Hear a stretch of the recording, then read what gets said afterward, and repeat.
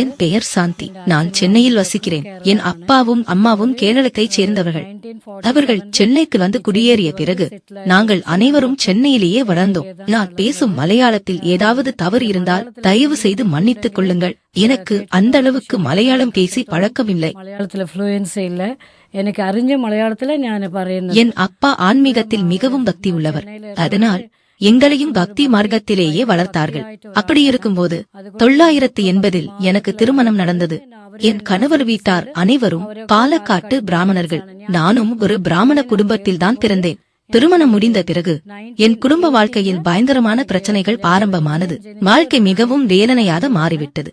அந்த மன அமைதியை தேடி நான் மிகவும் அலைந்தேன். பல பூஜைகளையும் பரிகாரங்களையும் தீவிரமாக செய்தேன். என் அப்பா ஒரு பெரிய குருசாமி. அவர் அதற்கு மந்திரித்து முடி பயிறு கட்டுவார். ஒரு நாள் அவர் என்னிடம், எத்தனையோ பேருக்கு நான் எவ்வளவோ செய்திருக்கிறேன், ஆனால் உன் விஷயத்தில் மட்டும் என்னால் ஒன்றும் செய்ய முடியவில்லையே என்று மிகவும் வருத்தத்தோடு சொன்னார். அதற்கு பிறகும் நானும் பல பூஜைகள் செய்து மன அமைதியை தேடி அலைந்து கொண்டே இருந்தேன். அந்த சமயத்தில் என் கணவருடைய சகோதரி, அதாவது என் நாத்தனார், கர்த்தராகிய இயேசுவை இரட்சகராக ஏற்றுக்கொண்டு சத்தியத்திற்குள் வந்திருந்தார். அவர் அவ்வப்போது என் வீட்டிற்கு வருவார். வந்ததும் இயேசுவை பற்றி என்னிடம் பேசுவார். அவர் ஜீவனுள்ள இறைவன். அவரிடம் மனதார பிரார்த்தனை செய்தால் உனக்கு நிம்மதியும் சமாதானமும் கிடைக்கும் என்று சொல்லுவார். ஆனால் எனக்கு அதில் விருப்பமில்லை.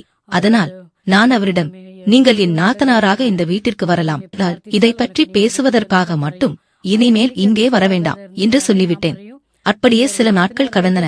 என் வாழ்க்கை இன்னும் மிகவும் கஷ்டமான நிலைக்கு போய்விட்டது. அந்த நேரத்தில் நான், இந்த உலகத்தில் கடவுளே கிடையாது, எல்லானே வீண், இனி எனக்கு கடவுள் இல்லை என்று முடிவு செய்திருந்தேன். அப்படிப்பட்ட ஒரு நாளில் என் நாத்தனார் அலுவலகத்தில் அனுமதி வாங்கிக் கொண்டு என்னை பார்க்க வீட்டிற்கு வந்தார். அவர் வந்ததும் என்னையும் அறியாமல் நான் அழ ஆரம்பித்தேன். என்னுடைய மனவேதனையெல்லாம் அவரிடம் கொட்டி தீர்த்தேன். எனக்கு மிகவும் கஷ்டமாக இருக்கிறது, நிம்மதி இல்லை, சமாதானம் இல்லை என்று கதறி அழுதேன். அப்போது என் நாத்தனார் மிகவும் அன்பாக, உனக்காக நான் பிரார்த்தனை செய்யட்டுமா என்று கேட்டார். நானும் சரி, பிரார்த்தனை செய்யுங்கள் என்று சொன்னேன். உடனே அவர் எனக்காக இறைவனிடம் மனமுருகி கண்ணீரோடு பிரார்த்தனை செய்தார். பிரார்த்தனை முடிந்த பிறகு, நீயும் உன் குழந்தைகளும் ஒரு நாள் எங்கள் வீட்டிற்கு வாருங்கள் என்று என்னை அழைத்தார். அப்போது எனக்கு 2 குழந்தைகள் இருந்தார்கள். ஒரு ஆண் குழந்தை, ஒரு பெண் குழந்தை. அப்போது நான் என் கணவரிடம் கேட்க வேண்டும் அல்லவா? அப்போது என் கணவர் பிசினஸ் விஷயமாக வெளியூருக்கு போயிருந்தார். அந்த இடத்திற்கு போன் செய்து அவரிடம் அனுமதி கேட்டேன். முதலில் நாளைக்கு அமாவாசை, வீடெல்லாம் கழுவி கோலம் போட வேண்டும் என்று சொன்னார். பிறகு கொஞ்சம் யோசித்துவிட்டு, சரி நீ போய்விட்டு வா என்று அனுமதி கொடுத்தார். நானும் என் 2 குழந்தைகளும் என் நாத்தனார் வீட்டிற்கு சென்றோம். வேதாகமத்திலிருந்து இயேசுவின் அன்பு, அவருடைய கிருபை என்பதையெல்லாம் என் நாத்தனார் மிகவும் எளிமையாக எனக்கு புரிய வைத்தார். பிறகு, நீ வேறு எதுவும் சொல்ல வேண்டாம், உன் மனதில் இருப்பதையெல்லாம் கடவுளிடம் சொல்லு, அது போதும் என்று கூறிவிட்டு நாங்கள் இரவில் தூங்க சென்றோம். ஆனால் எனக்கு தூக்கம் வரவில்லை. என் வாழ்க்கையில் இருந்த எல்லா பிரச்சனைகளையும் எல்லா கஷ்டங்களையும் இயேசுவிடம் மனம் திறந்து சொல்ல ஆரம்பித்தேன். நான் எவ்வளவோ முயற்சி செய்தேன், ஆனாலும் எனக்கு எங்கும் மன அமைதி கிடைக்கவில்லை. நீர் உண்மையான கடவுளாக இருந்தால் எனக்கு அந்த அமைதியை கொடுக்க வேண்டும் என்று ஜெபித்தேன். என் மனதில் எப்போதும் ஒரு பயம் இருந்து கொண்டே இருக்கும். அந்த பயத்திலிருந்து விடுபட முடியாமல் நான் மிகவும் கஷ்டப்பட்டேன். அதனால், ஆண்டவரே, இந்த பயத்திலிருந்து எனக்கு விடுதலை தாருங்கள் என்று வேண்டிக் கொண்டேன். அப்படியே இயேசுவிடம் பேசிவிட்டு அன்று இரவு தூங்கிவிட்டேன். மறுநாள் அதிகாலையில் நான் எழுந்தபோது என் நாத்தனார் என்னிடம், நன்றாக தூங்கினாயா, இப்போது எப்படி இருக்கிறது என்று கேட்டார். அதற்கு நான், ஆமாம் அக்கா, நான் இயேசுவிடம் பிரார்த்தனை செய்தேன். இப்போது எனக்கு மனதில் நிம்மதி கிடைத்திருக்கிறது, ஒரு புதிய தைரியமும் வந்திருக்கிறது, என் உள்ளத்தில் ஒரு பெரிய மாற்றம் ஏற்பட்டிருப்பதை என்னால் உணர முடிகிறது என்று சொன்னேன். அதை கேட்ட என் நாத்தனார் மிகவும் சந்தோஷப்பட்டு, இதுதான் இயேசு உன் உள்ளத்தில் கிரியை செய்ய ஆரம்பித்து விட்டார், இனி நீ எதற்கும் பயப்பட வேண்டாம் என்று சொல்லிவிட்டு அலுவலகத்திற்கு புறப்பட்டார். மறுநாள் என்னையும் குழந்தைகளையும் பார்க்க என் கணவர் அவருடைய அக்கா வீட்டிற்கு வந்தார். அந்த வீட்டின் சுவர்களில் எங்கு பார்த்தாலும் வேதாகம வசனங்கள் எழுதப்பட்டிருப்பதை பார்த்தார். உடனே என்னிடம், என்னடி இது, எங்கு பார்த்தாலும் வசனங்களாக இருக்கிறதே என்று கேட்டார். அதற்கு நான், உங்கள் அக்கா முழுமையாக கர்த்தராகிய இயேசு கிறிஸ்துவை ஏற்றுக்கொண்டு இப்போது அவருடைய பிள்ளையாக வாழ்கிறார்கள் என்று சொன்னேன். பிறகு கொஞ்சம் பயத்தோடும் நடுக்கத்தோடும் நானும் இனிமேல் இயேசுவையே ஆராதிக்கத் போகிறேன் என்று என் கணவரிடம் சொன்னேன். அவர் என்ன சொல்வாரோ என்ற பயம் எனக்குள் இருந்தது. ஒரு சில வினாடிகள் அமைதியாக இருந்துவிட்டு என் கணவர், ஆமாம் நானும் தான், இனிமேல் நாவெல்லாரும் முழுமையாக இயேசுவையே ஆராதிப்போம் என்று சொன்னார். அதை கேட்டதும் எனக்கு அளவிலாக சந்தோஷமாக இருந்தது. அந்த நேரத்தில் எங்களுக்கு சபை என்றால் என்ன, திருச்சபை வாழ்க்கை என்றால் என்ன எதுவுமே தெரியாது. அதற்கு முன்பு நான் ஒரு நர்சரி பள்ளியில் வேலை செய்த போது எனக்கு ஒரு கிறிஸ்தவ தோழி இருந்தாள். அவர்கள் செல்லும் சபைக்கு என்னை 4 வாரங்கள் தொடர்ந்து அழைத்து சென்றார். அங்கே கிறிஸ்தவ வழிகாட்டு முறைகளை பற்றி கொஞ்சம் கொஞ்சமாக தெரிந்து கொண்டேன். அதன் பிறகு என் கணவர் பிசினஸ் விஷயமாக வெளியூர் சென்றிருந்த போது ஒரு கிறிஸ்தவ விசுவாசியை சந்திக்க எனக்கு வாய்ப்பு கிடைத்தது. இறைவனுடைய சத்தியத்தை இன்னும் ஆழமாகவும் தெளிவாகவும் எனக்கு விளக்கி சொன்னார்.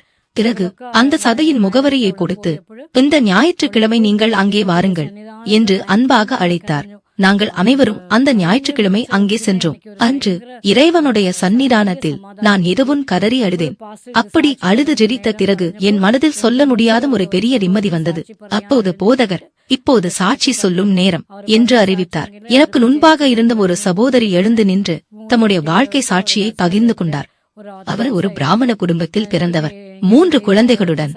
அவருடைய கணவர் எவ்வளவு ஆச்சாரமாக இருந்தார். பிறகு இறைவன் எப்படி அவர்களுடைய வாழ்க்கையில் கிரியை செய்து அவர்களை ரட்சித்தார் என்பதையெல்லாம் அவர் சொல்லிக் கொண்டிருந்தார். அதை கேட்டுக் கொண்டிருந்த போது ஆண்டவர் என் உள்ளத்தில், உனக்கு உண்டாவலே இங்கே ஒரு பிராமண குடும்பத்தின் சாட்சியை கேட்க வைத்திருக்கிறேன் என்று பேசுவதைப் போல நான் உணர்ந்தேன். அந்த நிமிடத்தில் எனக்கு இன்னும் அதிகமான சந்தோஷம் கிடைத்தது. அதற்கு பிறகு அங்கிருந்த ஊழியர்களும் போதகர்களும் சகோதரிகளும் எங்களுக்காக தொடர்ந்து ஜெபித்தார்கள். எங்கள் வீட்டிற்கும் வந்து எங்களோடு சேர்ந்து பிரார்த்தனை செய்தார்கள். 984 நாங்கள் அனைவரும் ரட்சிப்பை பெற்றோம். அதன் பிறகு 987 என் கணவர் திருமணத்திற்கு முன்பே வாங்கியிருந்த ஒரு வீடு கோர்ட் வழக்கில் சிக்கிக் கொண்டது. அதனால் அவர் மிகவும் மனவேதனையில் இருந்தார். தற்கொலை செய்து கொள்ள வேண்டும் என்று முடிவு செய்து தண்ணீரில் கொஞ்சம் நைட்ரோபென்சின் கலந்து குடித்துவிட்டார். நான் திடீரென்று வெளியே வந்தபோது அவர் கீழே விழுந்து கிடப்பதை பார்த்தேன். அவருடைய நெற்றியிலெல்லாம் ரத்தம் இருந்தது. அதை பார்த்ததும் நான் பயந்து கதறி அழுதேன். உடனே எங்கள் சபைக்கு போன் செய்தேன். பாஸ்டர் தான் போனை எடுத்தார். 20 நிமிடங்களுக்குள் பாஸ்டரும் சிஸ்டர்களும் மற்ற ஊழியர்களும் எங்கள் வீட்டிற்கு வந்து விட்டார்கள். கிட்டத்தட்ட அரை மணி நேரம் என் கணவர் கண் திறக்காமல், கேச்சும் இல்லை, மூச்சும் இல்லை, இறந்தவரை போலவே கிடந்தார். அவர்கள் அனைவரும் கண்ணீரோடு அரை மணி நேரம் ஜெபித்தார்கள். அப்போது இறைவன் என் கணவருக்கு மீண்டும் உயிரை கொடுத்தார். கண் திறந்ததும் என் கணவர் பாஸ்டரிடம், என்னை டாக்டரிடம் கூட்டிக் கொண்டு போக வேண்டாம், நீங்கள் ஜெபித்தால் போதும் என்று சொன்னார். அவர்கள் மீண்டும் அவருக்காக மனமாற ஜெபித்தார்கள். பிறகு பழங்களும் ஹார்லிக்ஸும் கொடுத்து அவருக்காக ஆசீர்வதித்துவிட்டு சென்றார்கள். மறுநாள் என் கணவரை சபைக்கு அழைத்து சென்று ஒரு நாள் முழுவதும் அதை வைத்திருந்து ஜெபித்துவிட்டு பிறகு வீட்டிற்கு அனுப்பினார்கள். அதற்கு பிறகு எங்கள் வாழ்க்கை வழக்கம் போல் தொடர்ந்தது. என் கணவருடைய தொழில் அச்சு வேலைக்கு பயன்படும் பிரிண்டிங் மை தயாரிப்பதாகும். அந்த தொழிலை என் மாமனார் தான் கண்டுபிடித்திருந்தார். அது எங்கள் குடும்பத்தின் ஒரு ரகசிய தொழிலாக இருந்தது. என் கணவரும் என் பெரிய நாத்தனாரும் என் மச்சினனும் தனித்தனியாக அந்த மையை தயாரித்து வந்தார்கள். ஒரு நாள் 17 கிலோ நையை தயாரித்து வைத்து விற்பனைக்கு அனுப்புவதற்கு முன் சென்று பார்த்தபோது அந்த மை முழுவதும் பாழாகி இருந்தது. அதன் நிறமெல்லாம் மாறி மங்கிப் போயிருந்தது. அதை பார்த்ததும் எங்களுக்கு மிகவும் வருத்தமாக இருந்தது. அன்றிரவு நாங்கள் இறைவனிடம், ஆண்டவரே, இப்படி ஆகிவிட்டதே, இனி நாங்கள் என்ன செய்வது என்று மனமாற ஜெபித்தோம். அன்று இரவு என் கணவருக்கு கனவில் இறைவன் ஒரு குறிப்பிட்ட பொருளை காண்பித்தார். அந்த பொருளை எந்த விகிதத்தில் மையில் கலக்க வேண்டும் என்பதையும் தெளிவாக காண்பித்தார். அது சாதாரணமாக பயன்படுத்தப்படாத எதிர்மறையாக தோன்றிய ஒரு பொருளாக இருந்தாலும் இறைவன் காண்பித்ததினால் என் கணவர் எந்த சந்தேகமும் இல்லாமல் அந்த பொருளை குறிப்பிட்ட விகிதத்தில் மையில் கலந்து பார்த்தார். அதிசயமாக மையின் நிறம் முழுவதும் திரும்பி வந்தது. அந்த மை முன்பை விட மிகவும் தரமானதாக மாறியது. அதன் பிறகு எங்கள் வியாபாரத்தையும் இறைவன் மிகவும் ஆசீர்வதித்தார். என் கணவர் தயாரித்த மைக்கு டெக்னோ என்று பெயர் வைத்திருந்தார். அந்த மை வியாபாரம் நாளுக்கு நாள் வளர்ச்சி அடைந்தது. வாங்குபவர்கள் டிமாண்ட் டிராஃப்ட் அனுப்பிவிட்டு மைக்காக காத்திருக்கும் அளவுக்கு அந்த தொழிலை இறைவன் உயர்த்தினார். அந்த காலத்தில் நாங்கள் நுங்கம்பாக்கத்தில் இருந்த வீட்டில் இருந்து போரூரில் உள்ள ஒரு வாடகை வீட்டிற்கு குடிபெயர்ந்தோம். அங்கேயும் கர்த்தராகிய இறைவன் எங்களை ஆசீர்வதித்தார். என்ற புதிய இயந்திரத்தை வாங்கவும் அதன் மூலம் மை வியாபாரத்தை இன்னும் வளர்ச்சியடைய செய்யவும் இறைவன் வழிகளை திறந்து கொடுத்தார். எனக்கு 3 குழந்தைகள். அந்த 3 குழந்தைகளையும் இறைவனுடைய வழியிலும் சத்தியத்திலும் வளர்க்க இறைவன் எங்களுக்கு உதவி செய்தார். இதற்காக நான் இறைவனை ஸ்தோத்தரிக்கிறேன். எனக்கு 84 வயதான ஒரு மாமியார் இருந்தார். அவர் மிகவும் ஆச்சாரமான பிராமண குடும்பத்தில் பிறந்தவர். அவருடைய கடைசி காலத்தில் அவர் என்னுடன் தான் இருந்தார். அப்போது நான் இறைவனிடம், ஆண்டவரே, இந்த தாயார் என்னோடு இருக்கிறாரே, இவருக்கு சத்தியத்தை சொல்லாமல் இவர் மரித்துவிட்டால் இவருடைய ஆத்மாவை குறித்து நீர் என்னிடம் கேட்பீரே, நான் என்ன செய்ய வேண்டும் என்று ஜெபித்தேன். அப்போது இறைவன் என் உள்ளத்தில், நீ துக்கப்பட வேண்டாம், இந்த ஆத்மா என் கணக்கில் இருக்கிறது, நான் இதரை என் சமாதானத்தோடு எடுத்துக் கொள்வேன் என்று ஆறுதலாக பேசினார். உடனே நானும் என் நாற்பனாரும் என் மாமியாரிடம் சத்தியத்தையும் ஞானஸ்நானத்தின் முக்கியத்துவத்தையும் விளக்கி சொன்னோம். அதை கேட்ட என் மாமியார் எந்தவித தயக்கமும் இல்லாமல் இறைவனை ஏற்றுக்கொண்டார். பிறகு ஞானஸ்நான சத்தியத்திற்கும் முழுமையாக கீழ்ப்படிந்தார். அடுத்த வாரமே என் மாமியாரை ஆலயத்திற்கு அழைத்துச் சென்று ஞானஸ்நானம் கொடுத்தோம். அதன் பிறகு சுமார் 6 மாதங்கள் அவர் நலமாக இருந்தார். 6வது மாதத்தின் இறுதியில் இறைவன் அவருக்கு நல்ல ஒரு மரணத்தை அருளினார். அவர் எங்கே திறந்தார், எப்படி வளர்ந்தார் என்பதையெல்லாம் நினைத்து பார்த்தால் இறுதியில் அவருக்கு அருமையான ஒரு பெந்தெகோஸ்தே அடக்க ஆராதனையை இறைவன் அமைத்துக் கொடுத்தது எனக்கு மிகுந்த சந்தோஷமாக இருந்தது. அதற்கு பிறகு என் கணவருடைய கடைசி காலத்தில் அவர் நோய்வாய்ப்பட்டு மருத்துவமனையில் அனுமதிக்கப்பட்டார். அவர் தீவிர சிகிச்சை பிரிவில் இருந்தார். அங்கிருந்தபடியே தனக்கு விருப்பமான ஒரு ஊழியக்காரர் வந்து தனக்காக ஜெபிக்க வேண்டும் என்று நினைத்தார். அதை அங்கிருந்த பாதுகாவலர் மூலமாக எங்களுக்கு தெரியப்படுத்தினார். நாங்களும் உடனே அந்த போதகரிடம் தகவல் சொன்னோம். அருகனே அந்த போதகர் தீவிர சிகிச்சை பிரிவிற்கு சென்று அவருக்காக ஜெபித்தார். இறைவன் அங்கேயும் ஒரு அற்புதத்தை செய்தார். அதன் பிறகு நான் இறைவனிடம் ஒரு காரியத்தை கேட்டேன். ஆண்டவரே, என் கணவர் தீவிர சிகிச்சை பிரிவிலேயே மரிக்கக்கூடாது.